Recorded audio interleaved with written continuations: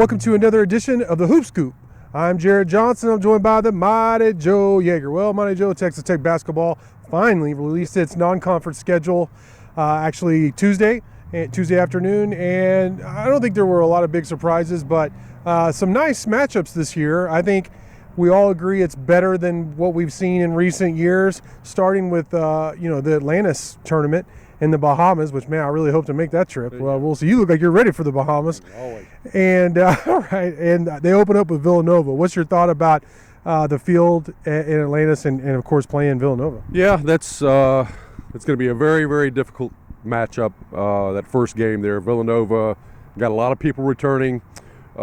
Texas Tech does not have a whole lot of people returning. I mean, their continuity should be better than Texas Tech, so it's going to be difficult.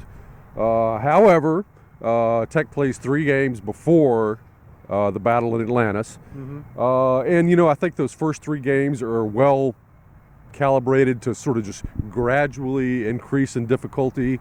So to set you up for a team like Vanderbilt pretty well, I think you start out with Texas A&M Commerce, which used to be East Texas State. Yeah. That should be pretty much a gimme. But then you've got San Jose State and Texas A&M Corpus Christi, and Texas A&M Corpus Christi was very good last year. So gradually improving in difficulty or increasing in difficulty. Then you got Vanderbilt, and then Villanova, right? Villanova, and then you got that entire field in the Bahamas is tough. I mean, you got North Carolina's in there, Arkansas is in there, Michigan is in there. It's you hope it's not a disaster the way Maui was last year. You come out of there with, say, 1 good win over one, power conference opponent. You don't feel too bad. You get 2 and you're feeling pretty good. Somehow you win the entire thing, and man, it's on. Look out, yeah. That's going to be definitely a challenge in the Bahamas, no doubt about it. You play Vanderbilt. I misspoke and said Vanderbilt earlier. The reason why is because Texas Tech does play Vanderbilt.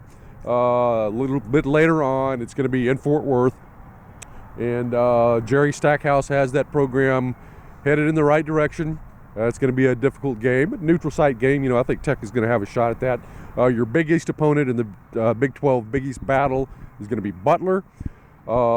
Tech has had no luck with Butler. However, Butler doesn't have Brad Stevens anymore, and they've been slowly declining ever since he left to the NBA.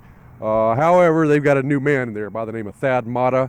Who's at Ohio State. Sure, that's right. And he's a good coach. Yeah. Now, how quickly he can get that program up and running again, we'll just have to wait and see. But it's a Big East opponent. It will be a challenge, too. Now, the game against Vanderbilt in Fort Worth is at Dickies Arena, a relatively new venue. I haven't actually been there yet, but it's supposed to be a really nice venue, really cool place. And then, where's the game against Butler?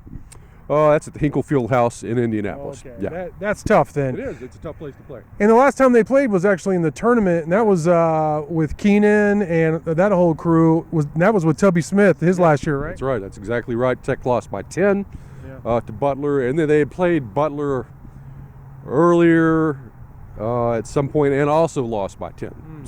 And the scores were 71 in both of those games. Wow. So.